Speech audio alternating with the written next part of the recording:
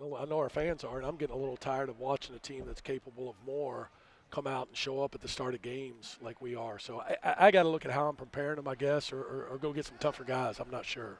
But our three veterans just accepted all of the physical play from Middle Tennessee in the first half, and we did not deal with their athleticism or how they got after us defensively. And so, to turn it on in the second half after you're down 25 points, that doesn't mean much to me. A winning teams show up from the start and compete. And had we done that, may not win, but you feel like at least you're in the game with a chance to do it. And so, really, really disappointed.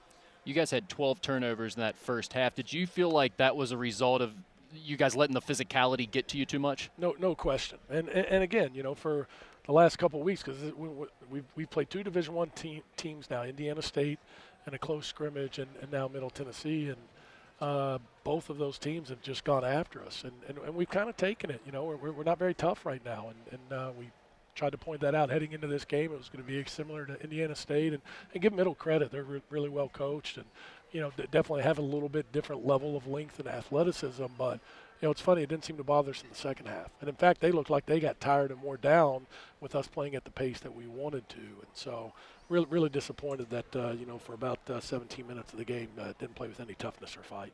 Blue Raiders shot 51% in the first half, but only 32% in the second half, giving you guys kind of the opportunity to do what you wanted to do with this new look offense. Did you like the way they executed that? Yeah, in the second half, I thought, it went really well. Shot a high percentage, got out in transition and got some easy ones, but, you can't get out in transition if you don't get any stops.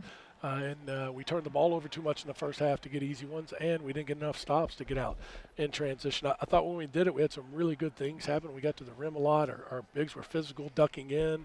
Had a post touch for Cade in the second half there late. That was nice. And I thought our guys were aggressive. We played with really good pace, but again, a little too late when you get down 20-plus in the first half. When you look at the team totals, you outscored them 36-20 points in the paint and 13-7 in fast break. Those are two areas where you didn't see a lot of advantages last season. Is that something Norse fans can expect more often this year, you think? Yeah, and against a much more athletic, bigger physical team, shot the same number of free throws, right? And so, I think those are things that are some positives to take away in terms of how we want to play and what we know we need to do to be successful. But again, if you don't come to fight and compete and handle physical play from the start, it's going to be a long night in these games. Keanu Tishere kind of took himself out of his first collegiate game with you early on with those 3 fouls, didn't he?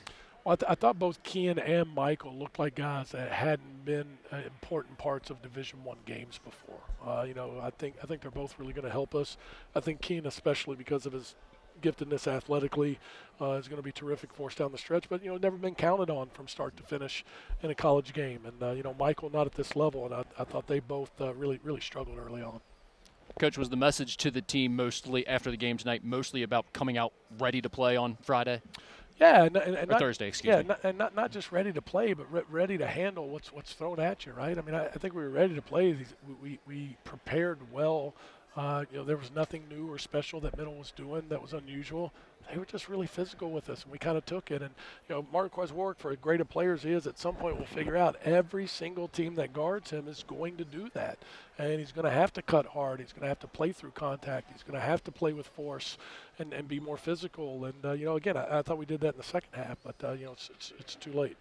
Sam had 6 rebounds in the game, 13 points, and although he did miss all 5 of his threes, I thought he showed some hard driving abilities in the second half. He got open down low and did a good job. Yeah, I thought in the second half he looked like the same Vincent that we all know and love. In the first half he had 1 deflection, and this is a guy that I think is arguably the best defensive player in college basketball, period. And, had 1 deflection in the first half. So, and again, our 3 veteran guys, to whom much is given, much is expected. I don't shy away from that. I'm not scared to mention it. I know a lot of coaches don't like to do that, but we need those guys to be good and set a tone for us to be our best. They didn't do that in the first half tonight and made it really hard. What do you think of your freshman, Fiston Ipasu Kellis, who had 4 points and 5 rebounds? I think the one thing about Fiston is when you throw him out there, because of his athleticism, he looks like he belongs, and he kind of makes some stuff happen, right? Drives the ball and gets it on the rim, grabs a couple of rebounds. does some positive things, gets his feet set, hits a three in the corner, and so he's a guy that's been really good when the lights are on. I don't know about practice some days when I'm watching him, but when the lights have come on, he's been a guy that's competed and been really good, and so that was good to see from a young guy tonight. Rick, anything else? That's it. Thanks, Okay, Coach. Coach, thank you very much. We All right. appreciate it. Thanks, guys.